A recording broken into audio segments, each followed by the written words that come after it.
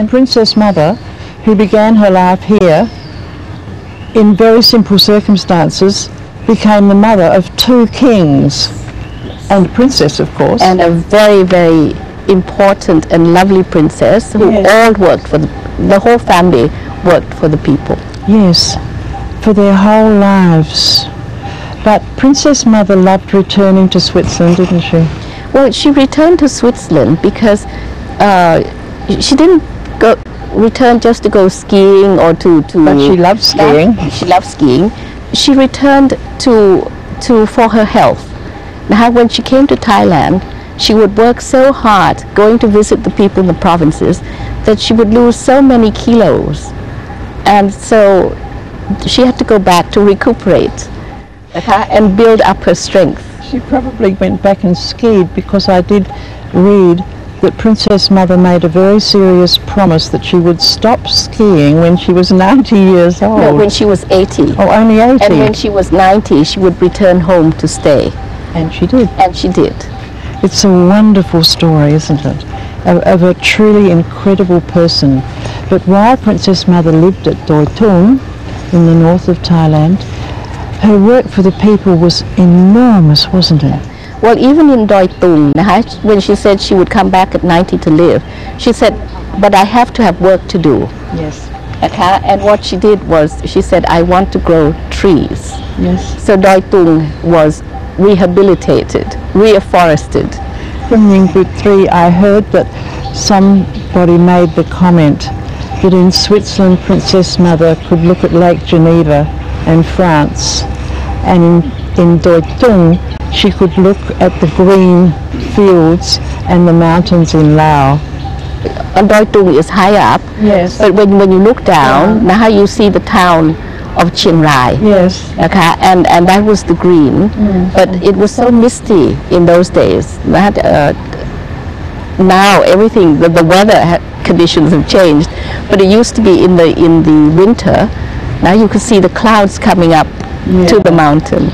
It's a lovely story, and I thank you very much, and again I congratulate you on this marvellous book, Her Royal Highness the Princess Mother, because this book really tells the story nearly as well as you told me today. Well, that's very kind of you. Thank you very much.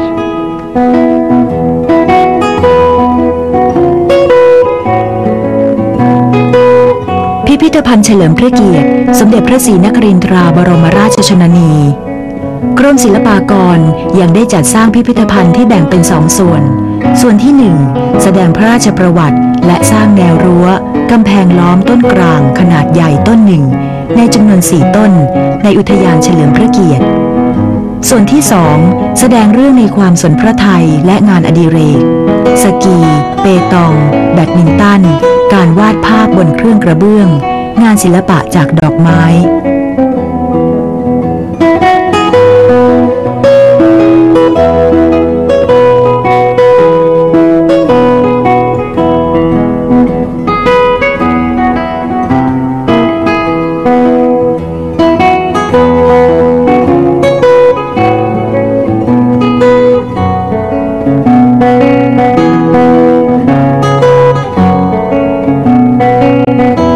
สามารถเข้าชมอุทยานเฉลิมพระเกียรติสมเด็จพระศรีนครินทราบรมราชชนนีได้ทุกวันโดยไม่คิดมูลค่า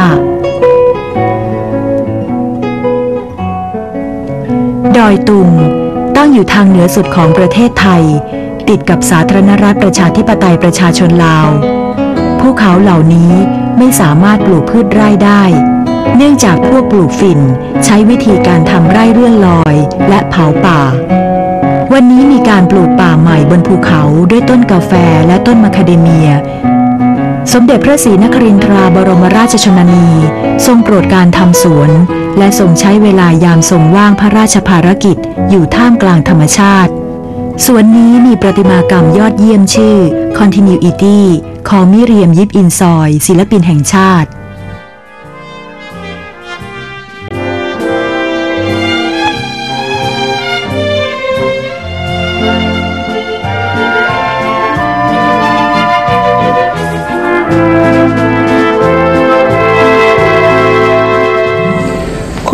Poon Roy, lady in waiting to the late Her Royal Highness Princess Mother and Executive Director of Doi Tung Development Project, knows every tree by heart, I think. Not quite. Not quite. I'm so pleased that you would talk with me today for this film about the life of Princess Mother, because Princess Mother was particularly attracted to this piece of land in Thailand, wasn't she? Yes, in her later period, when she, at the age of 90, is not traveling back to Switzerland anymore. So we try to find a place that will accommodate her, and then at the same time it's not too boring to stay. She has some kind of work that she enjoys to do. And we know that she loved to reforest the northern area, which was denuded. And as you know, the northern part is the watershed area. So we found this place, Doi Tung. We invited her and Princess Kalayani to come and to see whether they would like to stay here. It was high, of course. It was 1,000 meters, just the height that is good for that she But these green trees were not here. It wasn't forested. No, it like was this. really barren, denuded, and it's harsh. That it's not like this. No. This is 20 years later, and you can see the whole mountain is lush green. It was again a case of Princess Mother having vision, wasn't it? Yes, and her determination, her belief, you know, everywhere she went, she believed that we can improve nature, people. So always, people is always in her heart. What was Princess Mother's prime ambition in coming here? It wasn't for herself. No, definitely not, because she said that she would not come here unless there's some work for her to do. So this royal villa is like a headquarter. So she worked in reforestation, improving the quality of life of the people. This is what she This did. has really been a centre of production, yes. Yes, this is part of the Golden Triangle area. So we had opium growing, we have production of heroin, trafficking, and more than that, it's even the human trafficking. Young girls going into sex industry. So she always believed, the princess always believed that the root cause is the people lacking opportunity. So we are here in Doi Tung to create opportunity, to get rid of poverty, and to help people to stand on their own feet. Because this is what she said, we help them to help themselves. And that's what's happened, isn't Yes, it? this is what happened. Now you're producing coffee, for example. Yes, coffee as a substitution crop for opium, because you know the coffee and opium grow at the same height, in the same climate. And coffee is, after we grow coffee, instead of selling it as a commodity, we roasted it. We have our own cafes. Exactly. So it's value added. It's definitely value added. The fact that you grow the coffee and follow it right through to having your own coffee shops all over Thailand, really. And people say it's the best coffee. I don't know, but it's very good coffee. Kun Ying, was it difficult for Princess Mother to convince the opium growers to give that away and follow her lead? No, because you know, for the grower, the income from opium can buy rice for only 6 months. So it's not big money. So it's a middleman that doesn't make it the money. So when she introduced like coffee or Japanese rice or cut flowers, even to make them change from opium grower into forestry workers, they earn more. So I think that's what you call it in itself convince the people that there are other options in life. It's a very large area, isn't it? Altogether, we have about 160 square kilometers in the project area. And I saw hills where macadamia nuts were being grown. Yes, A huge area of that. we have about different sites. All the macadamia sites are close to the village, so that people can walk to work. Instead of So well planned. Yes, it's designed. And part of that, I'm sure, was the influence of Princess Mother in the early days. Oh, definitely, because the fact that she has a villa constructed here, the fact that she spent months here, Yes. People have trust in what we are doing. So this is a very good start and a very leads to successful. How is the garden maintained now? For the garden, I think it has to continue.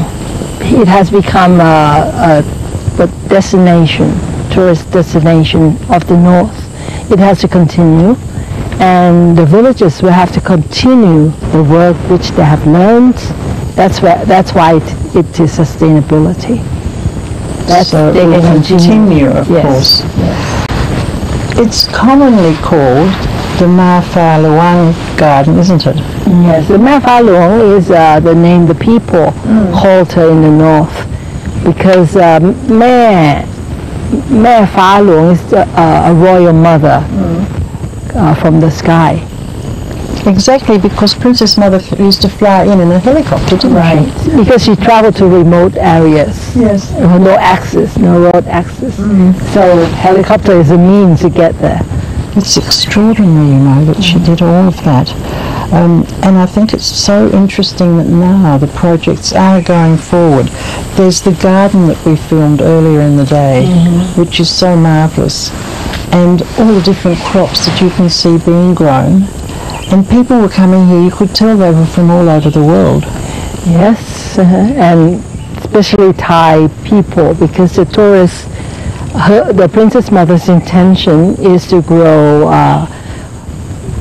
flowers from cold climates, so that people who have no chance to travel abroad can come and see these flowers.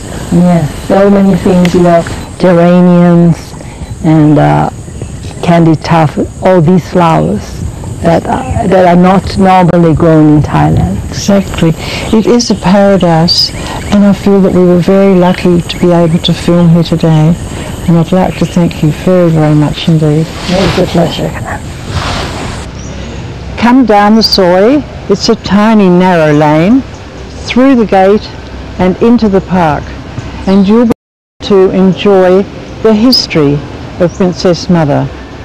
Every day, including Sundays. And on Sundays there are special projects that people can learn to make flowers like the ones here at this memorial to Her Royal Highness Princess Mother. วันที่ 21 ตุลาคม พุทธศักราช 2553 เป็นวันครบรอบ 110 ปี วันคล้ายวันพระราชสมภพของสมเด็จพระศรีนครินทราบรมราชชนนี ซึ่งทรงเป็นแบบอย่างในการเอาชนะอุปสรรคและความยากลำบาก ทรงเป็นสมเด็จพระบรมราชชนนี ผู้ทรงเป็นที่รักยิ่งของสมเด็จเจ้าฟ้าหญิง1 พระองค์ และพระมหากษัตริย์ไทย2 พระองค์